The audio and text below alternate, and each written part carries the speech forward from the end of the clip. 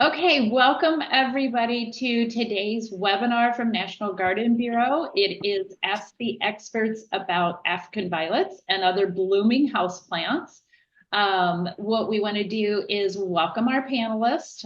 First of all, I'm Diane Blazek. I'm the Executive Director for National Garden Bureau. We also have Gail Paps from our office. She's going to be posting a lot of helpful links in the chat, which that chat is there. Please use that if you have questions. We will try to make sure we get to everybody's questions. You can also use the Q&A. It's your choice. When you post in the Q&A, nobody else can see your questions, but when you post your questions in chat, everybody can see them. So it's your choice. You can do whatever you want. And I will just go through our panelists, and then I will circle back and ask each one of them to introduce themselves and their company. So we have Reinhold Holtkamp from Optimara Greenhouses. We have Marta Maria Garcia. She is from Doom and Orange, and Justin Hancock is from Costa Farms. So let's go back up to Reinhold in that lovely bright pink shirt, and you can tell us about yourself and your company. Okay, good. Thank you very much.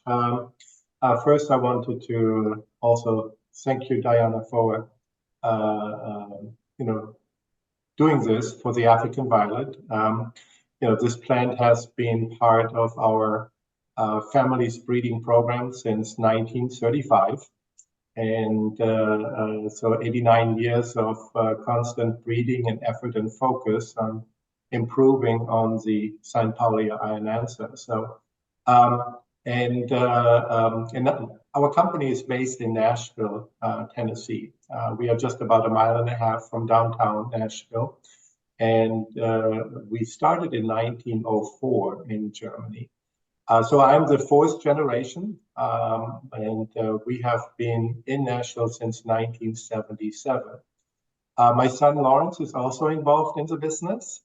He is director of e-commerce for our mail order fulfillment company called Optiflora. And so we are a family business, and we have a very strong focus on the African violet. My grandfather and my father have been breeders, and my cousin Martin has been also doing a lot of the breeding work for us, and we're doing a lot of breeding work here in Nashville as well. So, but that's who we are. Okay. Thank you. And also, Reinhold, I want to point out that this is the year of the African violet, and you and your group wrote the fact sheet for us for the year of the African violet, which Gail already posted a link to. So thank you for that. Mm-hmm. Yeah, you're welcome. It was a pleasure. And now we'll go to Marta Maria, and you can tell us about yourself and your company. Great, sure. So hi, everybody. My name is Marta Maria Garcia. I have been with Dooman now for 3 years. Before I dive into a little bit about who is Dooman, a little bit about myself. I have been in the industry for almost 18 years. My career started in the industry working for Costa Farms. That's where Justin and I have crossed paths.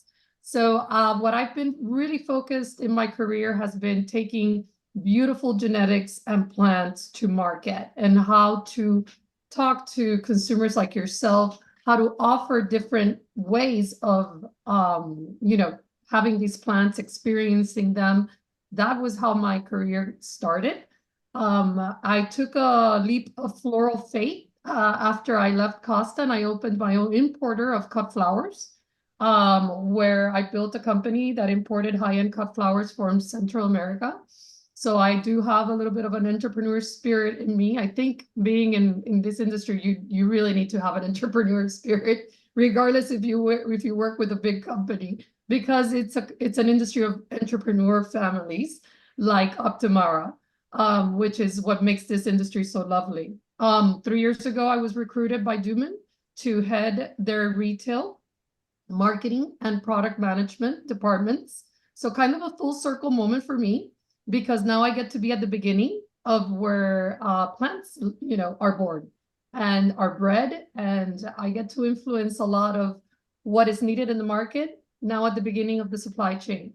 So extremely happy to be here.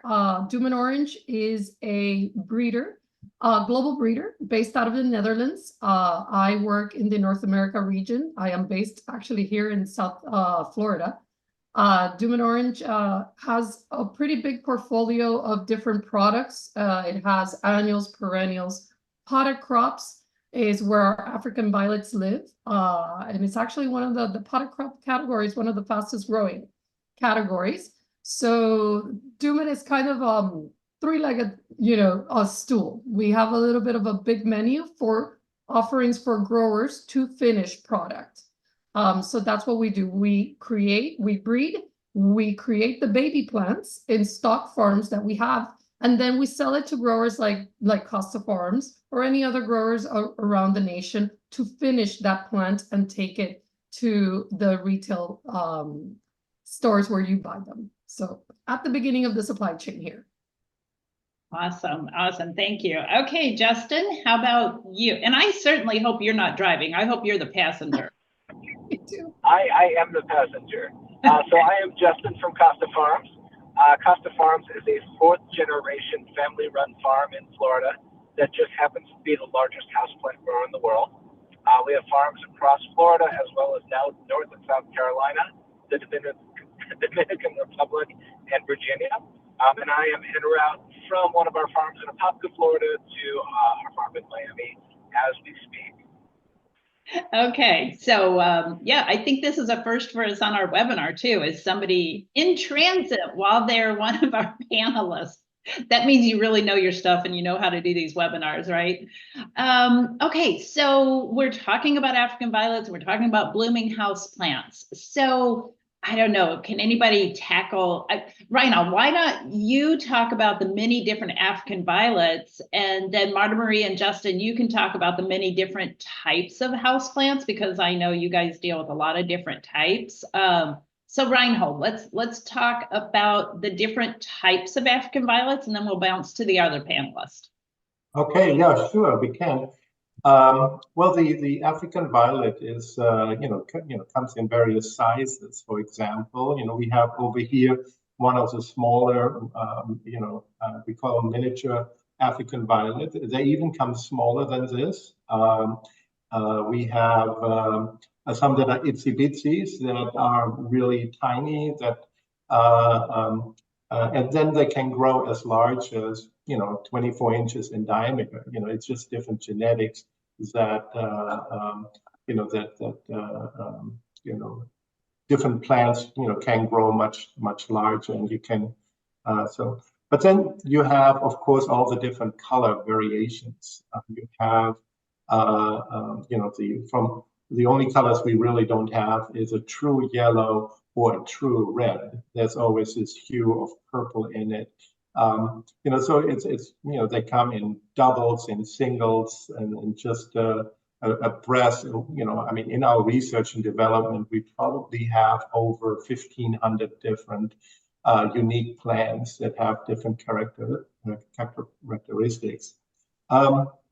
So we do the breeding and the research to improve the consumer's experience, as well as try to reduce shrink from a retail standpoint.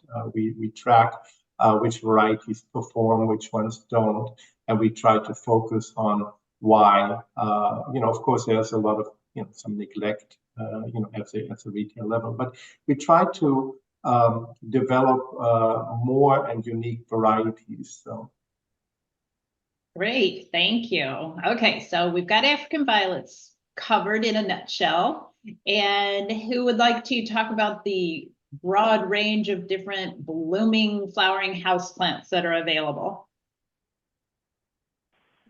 We would need two webinars to talk about all of that. But Justin, you do an overarching, and I'll pop in a few other options. Okay, so I think one thing that's interesting to know is that almost all of the houseplants we grow, unless you're looking at like a moss or a fern, are technically flowering plants. And within the industry, and certainly as a home gardener, it's whether the flower is attractive or not that you consider it a flowering houseplant. So a lot of our tried and true plants ZZ plants, Eglanimas, the Chinese evergreens, Dracaenas, they all produce flowers. They may not produce flowers well in the house, and whether or not, if they do, you find them attractive enough to call a blooming houseplant is a different story. But in general, the flowering houseplants need more light than the foliage houseplants, which is why there's a smaller and more finite number of them that we grow inside. And while they're certainly beautiful, they can be a little bit more challenging, especially if you're a beginner. But we are here to give you tips so you can be successful. Thank you. Excellent. I just want to add that it's incredible how houseplants are such a great gateway, right? It's the gateway to coming into gardening. And the blooming plants, some of the ones that people don't consider, for inside the house, that I see a lot of popularity behind, like a calancho. Calanchos are extremely grateful and low maintenance and very interesting blooming houseplants that can be treated. And it's kind of neat because it's something that you can bring indoor, outdoor, right? You could have it outside when the weather is right. So and then you can move it inside, obviously, when things start getting a little bit cold. In many areas of the country, calanchos are used for the landscape, but it is one item that we continue to see a lot of growth behind. And together with pot mums as well. Pot mums might be a little bit of a different beast and not considered like houseplant, but it is a blooming houseplant that brings a lot of interest into. Actually, let me do it a little justice. I even have some because they just bring a lot of cheer. And like Justin said, you just need to know where to place it. But if you do have a highlight area, you keep it well watered, you could enjoy a little bit of an outside kind of landscape garden, but inside your home. Yeah, good point. And I know one of the things that we were talking about when we were putting this webinar together, and some of the ways we promoted it was, like blooming houseplants for mom. And, and it's not just for mom, it's for anybody. They make a great gift plant, and, rely on our retailers to have them at the appropriate times. I know that they, put out the Easter lilies for Easter, and then all these different spring colored plants now for the springtime and for Mother's Day. And then in the fall, if you're going to somebody for a Halloween party or for Thanksgiving or Christmas, they have all the appropriate plants then too. So that's the wonderful thing about these blooming house plants is they make great gifts. Okay, I took my share screen off so that we could see your faces when you were talking. So I'm going to go back to the share screen so that we can start our presentation that will show the actual varieties of these new plants. And Reinhold, I believe that you are going to start us off. And it looks like we're going to start with one of the original African violets. Yeah, this is the Saint-Paulia ionense. And this is how, about 120 years ago, it was discovered in, 1893 in the Usambara Mountains in Africa. People ask us, where does the Optimara name come from? And it really came from the Usambara and Optimum. So we combined the best Usambara become an Optimara. So this is, the basis that we had. It was, the flowers would drop off. A lot of times the flowers would not create the nice clusters that we have. And then it was only available in very limited numbers of colors, like it was the shades of purple. So. All right. And now let's see some of the new things you've created. Well, this is Ingrid. This is a variety that is an absolutely amazing performer. Ingrid, is also the basis of one of our characteristics that we have that is unique and nice. It's very generous in its flower and very easy to grow in the consumer, even under less perfect conditions. She always looks amazing. So you have that nice little double flower. and just profuse flowering on it. It's this nice, I mean, stunning, pink colors. Excellent. Those are beautiful. And then this one's gorgeous. Well, this is gorgeous. This is one of the varieties I have also here on the desk. It's a new characteristic that we have developed. And one thing that at first is not as apparent, but we have bred the answer and the filament out of the flower, mainly because of environmental reasons. We wanted to stop using less chemicals in the production of the African violet. And also in shipping the answers, the little yellow pollen bags would cause to have like botrytis, or also very fast maturing of the flower. So this phalanxulus variety is, we call it the luxo characteristic, and we named them after attributes like, gorgeous. We have a variety called radiant or pretty, beautiful, amazing. And we think that the shelf life is significantly better. So the sales through at the retail level, and just the flowers last about 3 times as long as the ones with the yellow centers. Very interesting. I was going to ask you about that when you sent it in, is why were they bred that way? So that's a very good tip for everybody. Yeah, this is a variety Lisa. Happens to be also, my son got married last year, and that's my daughter-in-law, so marrying one of my kids, it has its benefits. So we named the flower in her honor.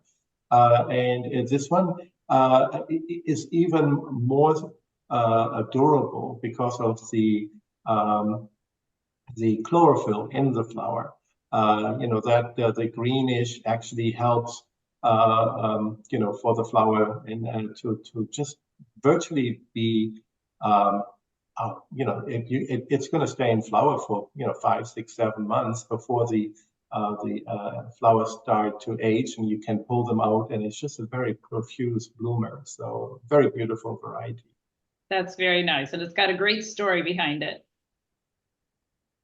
Now, this is one of the unique varieties that actually have received the marketing award in Europe, called Neverfloris. And Neverfloris is one of the African violets that never blooms. So it has it has this really unique cluster of buds coming up, making it just amazing for, we can call it also decoflorus. It can be used in floral arrangements, just like any other foliage plant, and it has that texture or that feel that is just unique and different. So it's a niche plant, but it's still fun to have around. Well, the Everfloris here, Everlove, we have back in the 80s, we sent seeds into outer space on with a company called Park Seed. We were part of the tomato seeds that went up on the Space Shuttle Challenger, and it stayed on the long duration exposure facility, the LDEF. Unfortunately, due to the accident, it was supposed to be retrieved in 85, but the seed stayed in space for another 5.5 years. When we finally received the seeds, we started doing research and development on it, and we discovered that there was a plurality of flower internodes coming out of a leaf internode, the flowers coming out, and it was multi-generational. So we called it multifluorescence. And it turns out that because the flowers were staged in different age, the plant became continuous blooming.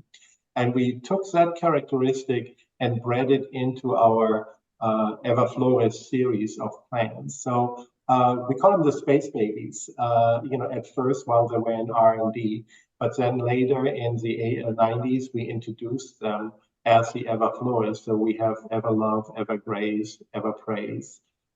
just a nice series of Everfloris varieties that are very large growing. They easily can go past 24 inches. Truly spectacular plants. So.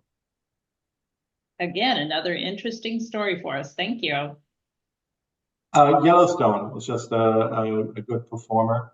And the new variety of Yellowstone, for example, has the multifluorescence. A lot of our plants have now some of the unique characteristics that we have developed. So we always try to take these improvements that we make, be it the non-dropping. Of course, every violet that is on the market nowadays has the non-dropping feature that we developed in the 50s. Then we developed the Biedermeier, which is a nice cluster where the leaves kind of come around it, and then you have the nice cluster of flowers in the middle. And then, we did the Semperflorence, later the multifluorescence characteristic, and out of the LDEF program. And then now Phalanxulus is a new characteristic that we feel like is just another stepping stone in the development of an African violet that's, just very rewarding to keep around at home.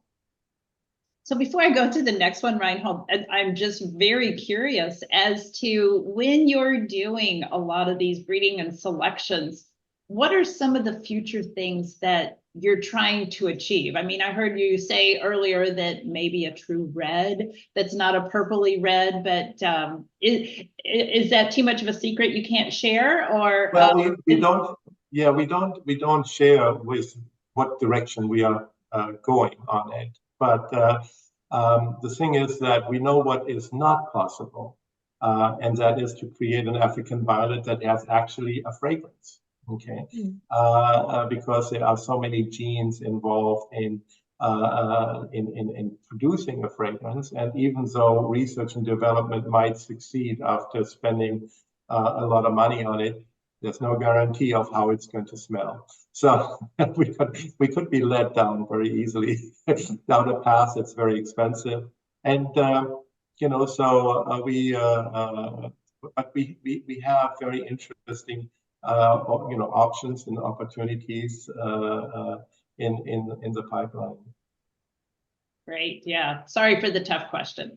Oh, no. Well, Modesty is one of our varieties that it's part of our Victorian Charm series, and it's a variegated foliage. So those are, there has been a real big craze of variegated anything. And the variegated varieties of the Victorian Charm series, Modesty is one, Friendship, those are very, very desirable. They are very slow growing just because of it. So we have a very limited number of them in production. Chico, just a nice, general variety that we have. Here you can see the yellow center. The yellow center is very attractive, but it comes at a price. And we have decided that maybe people enjoy their plants when they are much longer lasting, and also knowing that they are grown more sustainable, because we don't have to try to fight the fungus or fight the western flower strip that tends to make the yellow pollen as part of their home. So Montana, beautiful, a true white. A lot of times white have a little tendency to have just a little hue of purple in it. This one is a true white, and very popular for weddings or different events. But an amazing profuse flower plant. So. Well, that's Little Maya, okay, and I have the Little Maya also over here, and just to kind of show, it's quite a lot smaller, and the little miniature ones are designed to stay small in a little 2-inch pot, And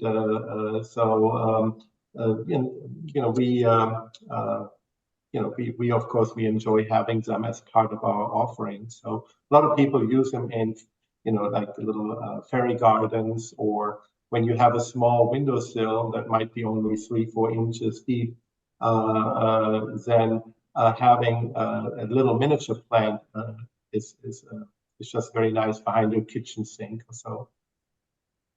Hey, Reinhold, I'm going to stop sharing my screen and put you back up on the screen. Hold little Maya up Sorry. to the others, because I don't think. All right, good. Sorry about that. Yeah. So here you have the size difference between a regular 4-inch violet and the the little Maya. And this particular one is in a little ceramic container. We like the wick watering containers.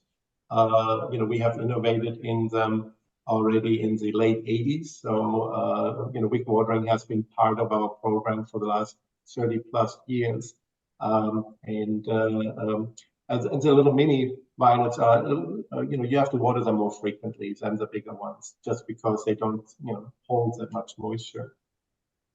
Great, thank you. Thank you for that visual. I wanted to make sure that everybody could see it. Okay, so we'll go back to our screen now, and I think now, Marta Maria, it is your turn with your series of African violets. Thank you so much, Reinhold. We'll come back with some questions. Okay, yes, thank you. That was quite the beautiful menu of options. So in our series, and I'm going to kick it off here with one of the newest series that we have. The series is called Maxi, and then we created a sub-series of Maxi that's called Besar. Just to put things into context and for you guys to kind of get a little bit of another peek behind the scenes, we are always concentrating breeding on bringing, newer genetics that make the end consumer, the gardener, more successful. We like to bring in novelties, new colors, new bicolors. But another thing that we are tasked by our customer, which is the grower and the retailer, is to bring varieties or series that they can grow successfully. So that way they can make it right to your hands. So the Besar series was created because it has, I'm going to call them brothers and sisters, because you'll see all the different colors. It has brothers and sisters that they all, what we call time at the same time. For the grower, it's important because this way they can grow an assortment of colors for you guys, and they can do it successfully. Many times, just again, a little bit more knowledge, many times in the grower end, some colors come in flower earlier than others. So it's really hard to get it to the retail, in one shipment, because some might not be in bloom in time with others. So we're asked by our customers to help them create a series that is programmable, that can bring this beautiful assortment of colors to you. So in the case of Besar, that's what we did.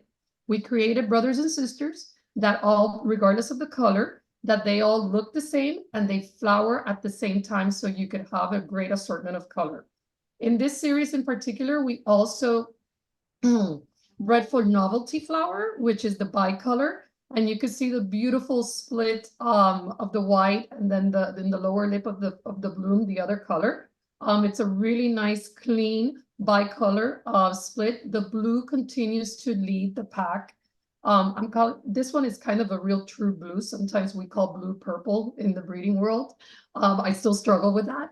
But this one is kind of a real blue. Blue purple are the core colors that really do very well in sales for African violets. So this is blue white Besar. Next slide, please.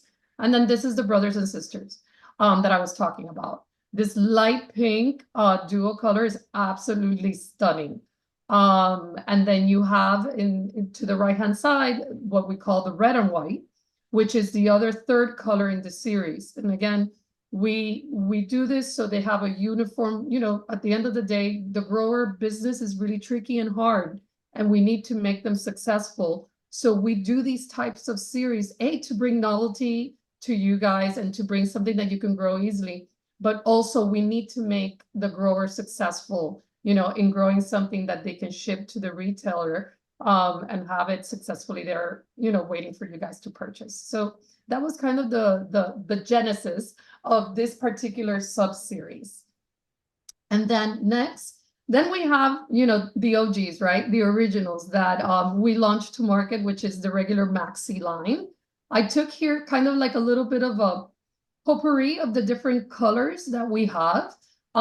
We, again, concentrate a lot of our breeding to longevity of flower, you know, bloom count. We look at the leaves, you know, making sure that it has that nice chassis of the leaves. So then the flowers, you know, are held up nicely in the top together in a little bunch, almost like a bouquet. Believe it or not, that's one of our breeding requirements, that it has this bouquet look to it, that it doesn't go out, you know, and it's good. Sometimes the wild look is great, but we've discovered that, you know, this nice round little bouquet look is really preferred in the retail, and it looks, you know, really nice, and you know, consumers end up picking it. So you have Rianne, and I added this kind of periwinkle color because it is one of the great sellers that we have, this unique, nice color. Oh, one more thing that I forgot to mention about, you know, when you have brothers and sisters that grow together at the same time, for you guys, that's a plus because you can do the container planter. You can mix them in a container planter, and then you won't have, you know, different timing or plants taking over each other. So that's another benefit of the Maxi Besar, that you can put all of those three colors, which will look stunning together, and they grow nicely together. They play, again, brothers and sisters, they play nice together. Next slide, please. Continuing, and you'll see there's the look and characteristics kind of remain the same. Because again, when we have a series, we have a checklist of the different things that we look and that we want to improve on each of them. So Rana is another great color that we typically sell a lot of. This goes into this kind of, you know, 5-inch pot. It can also go into a mini, like Reynolds showed us. It's a very nice mini pot. So we typically, these types of varieties do very well for smaller containers. They don't go into largers. They're a little bit of a slow grower, which, trust me, in the world of houseplant, if they're slow growers, it's nice because you're going to have a pretty longevity a plant for a long time there. But that doesn't mean if it's slow that it's not going to bloom, because we also breed for continuous flowering.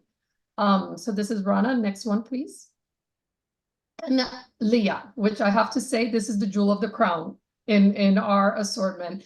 And here, what I think really wins in the consumer's eyes is that dark foliage. That's another trait that we sometimes look, because we know that dark foliage is an interesting aspect that consumers like. So you have this here, like this really dark, beautiful purple on top of this dark foliage. This is a great look, and it sells really well for us. And then you have that beautiful, again, we also breed and we try to make the center of the flower with a nice yellow organized, and you have there that hint of yellow, which is also very stunning.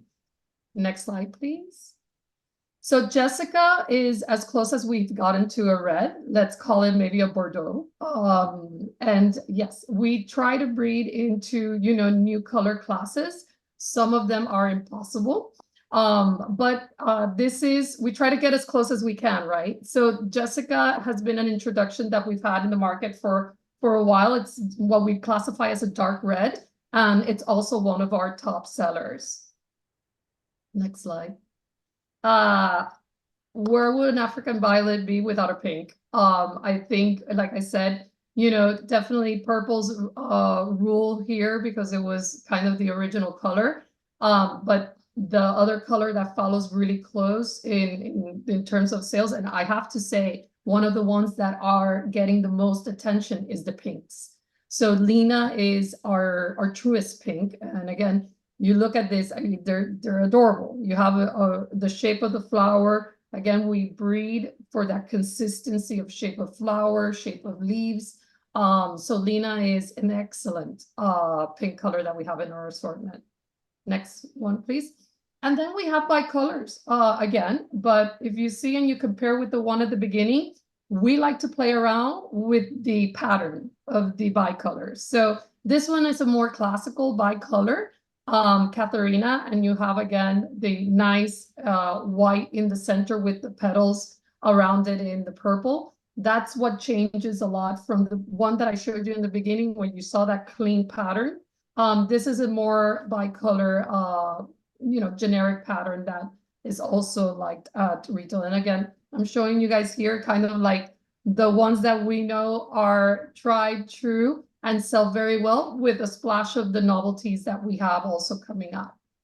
And next, and Biru, it's hard here in the screen to kind of appreciate, because you saw Biru, which was that dark, purple. This is a more true violet. Purple, it's kind of a bright violet. And again, I think Biru is the second in the purples, category. This would be the second bestseller and great performer. Okay, well, thank you so much for that. Good to hear what you guys are working on as well. And so now we're going to switch gears away from African violets and talk about some other blooming houseplants from our traveling panelists. Justin, I'll hand it over to you. All right, so African violets may be the queen of flowering houseplants, but you do have some other options if you want to accessorize with them. Anthurium is probably the most free-flowering other houseplant you can grow for attractive blooms. In a bright spot, this will bloom on and off throughout the year. Newer varieties of Anthuriums have really long-lasting flowers. If you have a warm, bright spot with some good humidity, an individual flower might last for a couple of months. And so you can get almost year-round color out of these plants. They have generally heart-shaped flowers, most commonly red. You can also find shades of pink and purple, orange, white, lavender. There's even some pinstriped ones. They have heart-shaped leaves as well. And really, really good, solid performer in average conditions. To get the most flowers out of them, you really want to grow them in a bright spot. I recommend doing like within 3 to 4 feet of an east or west facing window. Optimally, a place where they cast a strong shadow throughout the day. Average household temperature is just fine. Average relative humidity also just fine. Although the tropical plants, they do appreciate a little bit higher humidity.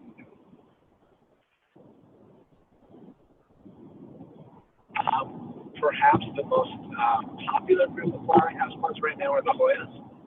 Hoyas are semi-succulent plants, climbing, trailing. There's a whole mess of leaf colors, textures, varieties. Most flowering clusters, they have waxy, star-shaped flowers. A lot of them are fragrant. But one thing that's really interesting to me, at least, is that they're close related to milkweeds. And so if you look closely, you can see the floral resemblance.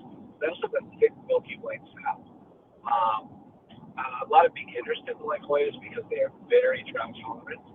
You can get by with watering a lot of them, like as little as once a month. But they're gorgeous, beautiful, easy care plants, and an incredible variety if you're looking to collect.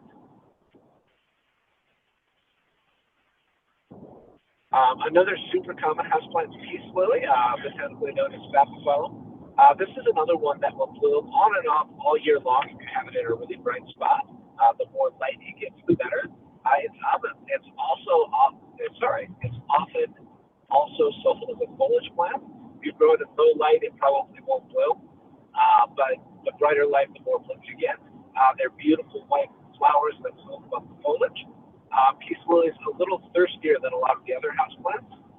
So give it more water, and you'll be able to enjoy those big, beautiful flowers.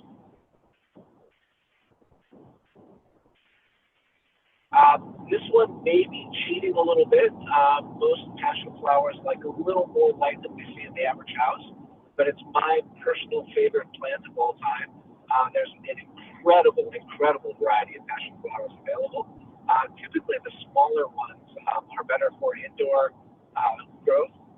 Some of the bigger old school ones can get like 30 feet outdoors in the tropics.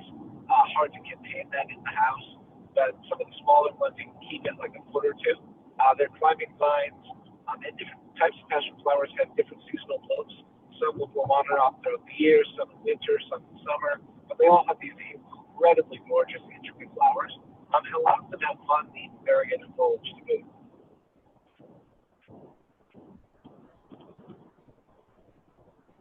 Next slide, please. Bromeliads also super common as indoor. These sort of straddle the line. In my mind, you have like a true houseplant that you keep all year long, and then a gift plant that you might give, enjoy the flowers, and then you might compost or be done with it after the flowers are done. So bromeliads are interesting in that after they bloom, the mother plant will start to die, but then they produce pups or offspring. If you want to be able to propagate these pups, you can. They will grow out more big, beautiful flowers again in time. There are a number of species of bromeliads you can grow. The one picture here on the screen is called Bromeliad, and it may be the most common one. Varieties are also super popular. They have more kind of like beetle or quill-like flowers, but they come in a wide variety of colors. And growers are able to grow them all year so you can enjoy them. Even if you don't want to get the new flower, you can buy a new bromeliad every season to get that gorgeous color and texture in your home. Next, please. Moth Orchid or Phalaenopsis. Most of these guys are going to bloom about once a year. Blooming is typically triggered by cool temperatures. So for a lot of us, we see them bloom like February, March, April, May, that kind of time frame. The rest of the year, they have really gorgeous kind of leathery foliage. Moth orchids come in a wide variety of colors as well, so it's easy to personalize your home experience. You know, when you hear orchid, you tend to think, oh, this might be tricky or hard, but it's really not the case with these Phalaenopsis. They're surprisingly easy to grow. You can almost water them like a succulent.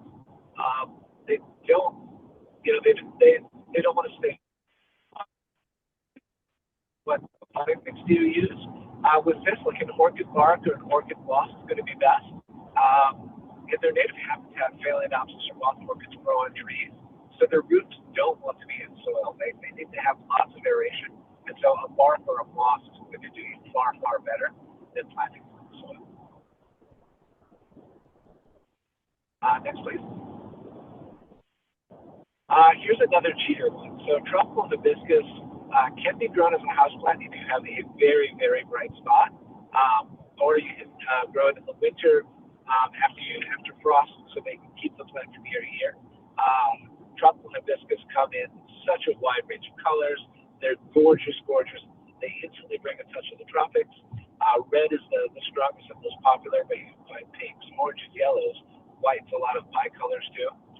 If you have a spot where it casts strong shadow throughout most of the day, like within a couple of feet of a south window or a south-facing patio door, you should be able to keep this in bloom most of the year. If you have average light, then it may not flower. But if you're just looking to get it alive from winter to winter and then plant it back outside in the spring, that's totally okay. Next. Okay, thank you so much, Justin.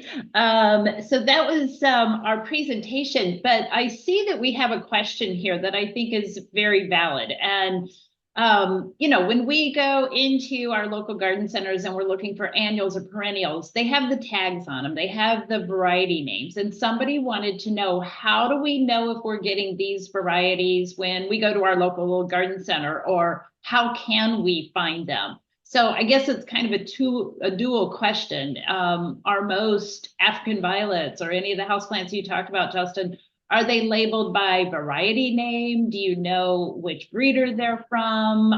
How do we know if we're going to get the variety that you guys have presented today? That is a fantastic question, and I don't always have a great answer for that. So the first part of the answer is it depends on the grower and where they're getting their starter material from. In a lot of cases, like with the bromeliads, we don't necessarily know what variety that we are getting from the supplier, and so we can't label them by variety in that case. If you're growing from your own stock, then you usually can. And then also, you know, it doesn't hurt to reach out to the grower and say, hey, you know, Costa Farms or whoever happens to grow your plants, do you know what variety of Anthurium Anthurium or Bromeliad or Phalaenopsis this is. And most growers are fairly willing to say, yes, we do, or no, unfortunately, we don't. And I believe Gail had posted in the beginning here, but let's see, Reinhold, you guys have a website where you sell direct to consumers, and Justin, you guys have a website that you sell direct to consumers, right? We do, yes. Yes, we do. Okay, so Gail had posted those. Maybe she can post the links again. Marta Maria, you guys are selling through growers. Yeah. So do you usually have or it's kind of hard to control when it goes several steps? Well, for us, it's imperative that when we ship to the grower, they have labeled the cutting or the plant material that they're getting from us. We typically send a label. They have the option to receive a label together with the plant, so they can put it inside the pot, and it says the variety name. I mean, we go that extra step because a lot of the plants that we have bred, we patent them. That doesn't happen all the time. But when you have a winner or something really unique, you apply for a patent, which is expensive. And the only way that us, breeders like Reinhold and ourselves have to protect this not being propagated is by having that information on the, the tags. So we kind of try to enforce that, and we work with our customers. Sometimes the retailers have the last say, but we label everything as best as we can because the growers, they order by variety. Exactly, yeah. Okay, So so I like to quickly make a comment because Optimara was really one of the first companies to label their product. And as we increased the number of varieties and had multiple production locations, there was a rather high percentage of plants mislabeled because of mishandling or whatever. And you try to do it, but when you have 10-15% not have the right name. So what we did is we have been promoting a website called myviolet.com, and it's a very easy way to identify what variety you do have that you're buying or that you have at home.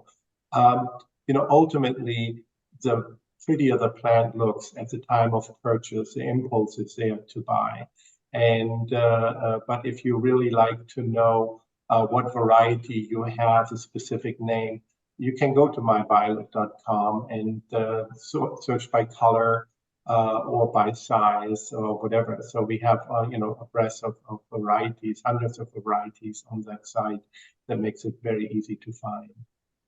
Great, thank you. So it looks like we've got some questions about growing African violets. So we need some recommendations on what kind of potting mix, what are the important ingredients in a potting mix for African violets? Okay. Well, the jury is out on it.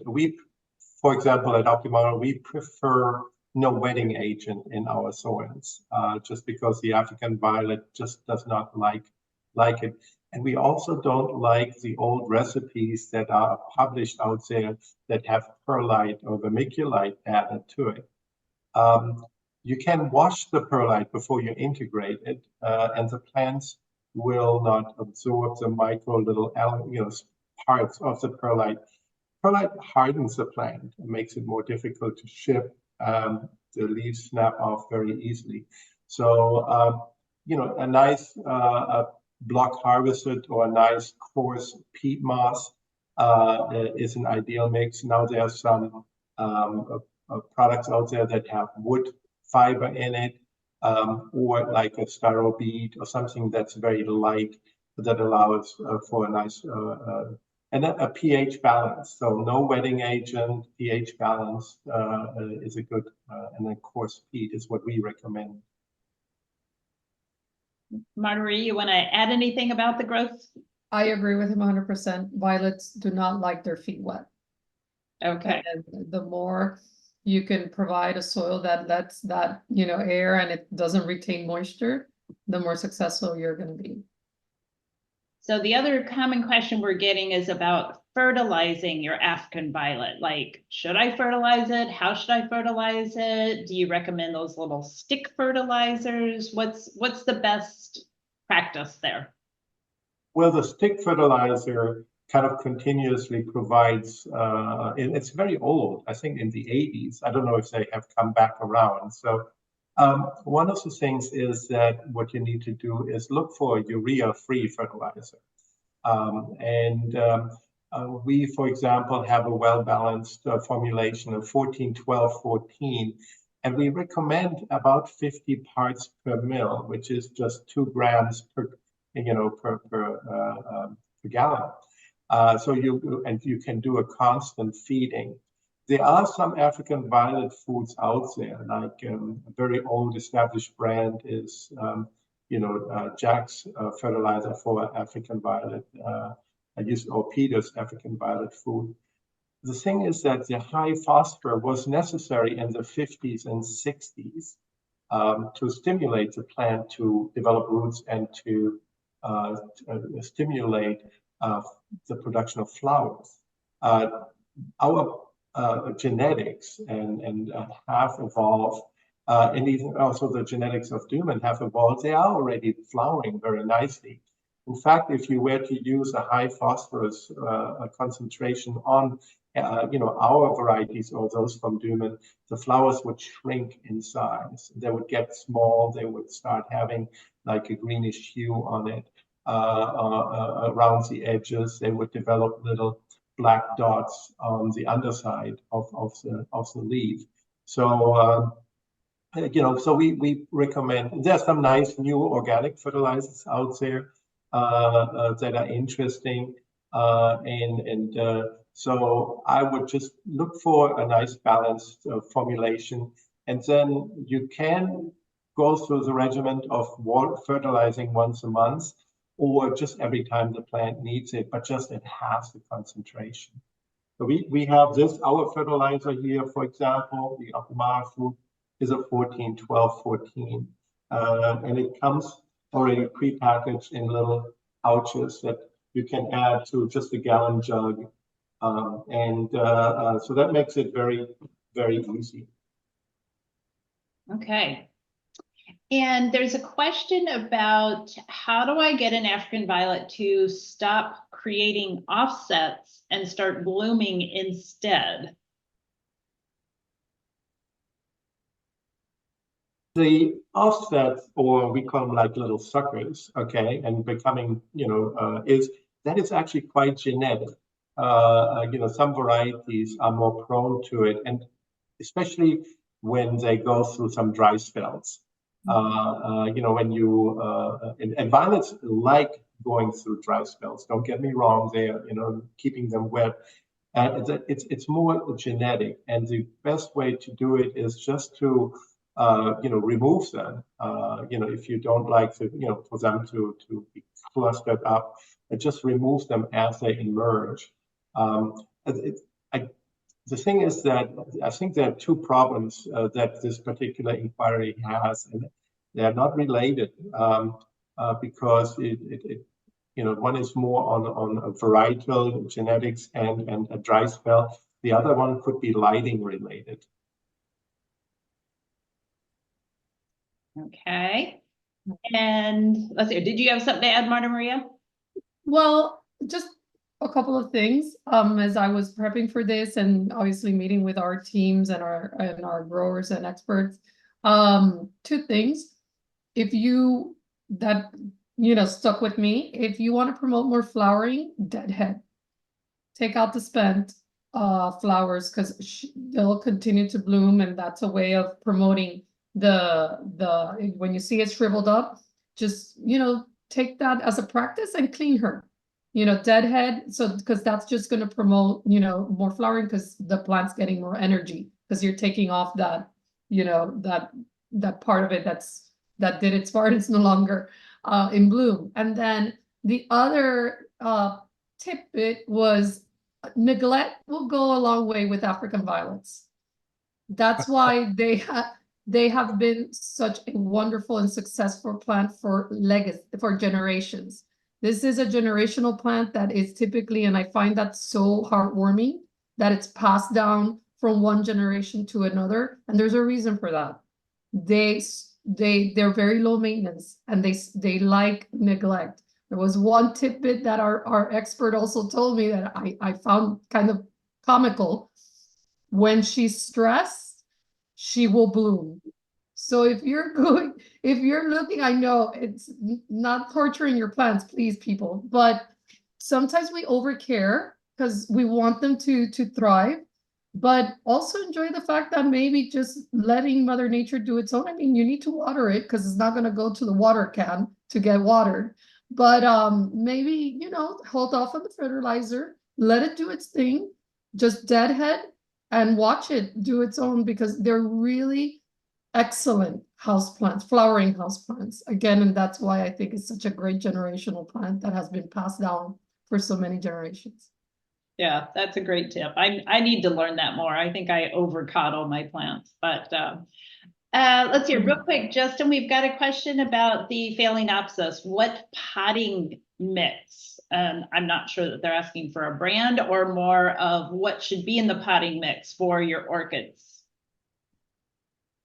I can't necessarily recommend a brand, but in general, you want something that has lots of aeration. So a bark mix, an orchid bark, or like an orchid moss mix is going to be best. Phalaenopsis orchids don't grow on the ground in their native environments. They don't want their roots packed in soil. And so it's best to replicate that. You can even grow them like on a piece of wood if you miss the roots daily. Just make sure that they're not packed in any kind of traditional potting mix on the soil. Okay, thank you. And another one, if I can add, because I do collect, I like to rebloom Phalaenopsis, and I have a lot of them inside my house. It's another one that doesn't like their feet wet. So don't go and kill yourself in buying potting mix. I mean, less is more. I have mine with very little, and their roots just, like to be out in the air and nice and airy. So that would be my recommendation. Less is more, and don't be afraid to leave them out with their roots. Yeah, I have to agree with that as well. I mean, more African violets die because of overwatering than from lack of water. So, when you neglect it and the foliage starts drooping down and it looks limp, you'd be surprised. You add water to it, and within a couple of hours, they're nice, perky, and happy. And again, also, I agree, stress helps trigger the bloom as well. So. And then let's continue that, talking about watering. Should you be watering from the top or bottom? They don't like their feet wet, but what's the best recommendation there? But they don't like their leaves wet either. So definitely from the bottom. I mean, Rhino, you chime in, but this is not a plant that likes to receive overhead watering. You could sneak in the water can and just water the soil. So you keep the top part nice and dry, or you water it from the bottom. Just put them in a tray of water and let it take the water from the bottom with the roots. Yeah. Well, yes, and I agree. What we have, for example, is we have like a little watering system here. It's a simulation, the way of how we are doing it, and you just add water to it and it wakes it up. Works really well. But we also recommend that once in a while you should just use regular clear water and then sneak it underneath the leaves and put it in there and apply it, because when you fertilize from the bottom up, it gets to the root, but it also evaporates on the top surface, and you have this crust building up on top.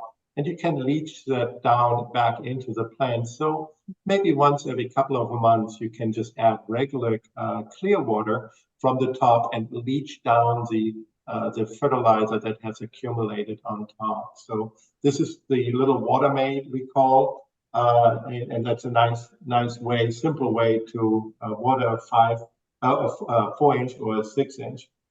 The other system that we have developed is this little quick cover. It comes in a little color pot like this, and the quick cover is just also a wicking system that, and the way it works is you don't take the plant out of the container, but you pour water into from the top down, and then the excess water that the plant doesn't take up percolates into the bottom, and then as the plant needs the water, it can take it back up through the capillary action because there's a little wick inside. And if you don't like the plastic pot, there's a nice traditional clay pot that hides it very nicely and gives it that nice traditional look. So